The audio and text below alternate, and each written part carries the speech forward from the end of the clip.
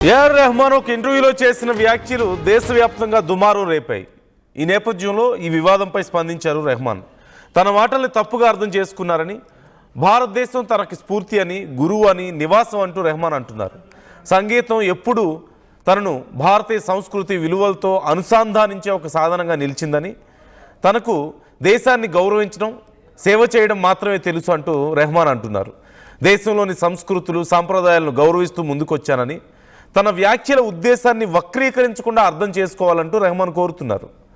ఈ నేపథ్యంలో ఆయన ఎక్స్ వేదికగా మా తుజే సలాం పాటను షేర్ చేసి ఆయన చెప్పాలనుకున్న విషయాన్ని చెప్తున్నారు. అయితే రెహమాన్ గతంలో చేసినటువంటి వ్యాఖ్యలు మనందరికీ తెలిసిందే.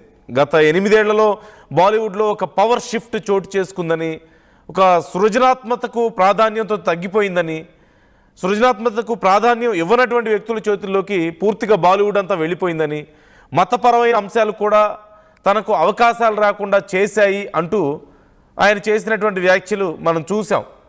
అంటే ఒక పవర్ షిఫ్ట్ జరగడం, కొంత మతపరమైనటువంటి శక్తుల ఇన్వాల్వ్మెంట్ బాలీవుడ్లో పెరగడం, పూర్తిగా వారి చేతుల్లోనే ఈ పవర్ అంతా ఉండడంతో తనకు కొంత అవకాశాలు తగ్గాయని, అయితే తాను ఎప్పుడూ పూర్తి స్థాయిలో కమిటెడ్గా ఉంటానని, చివరికి అవకాశాలు అదే తీసుకొస్తుందని, ఇలాంటివన్నీ తాను నమ్మనంటూ కూడా ఆయన వ్యాఖ్యలు చేస్తున్నారు.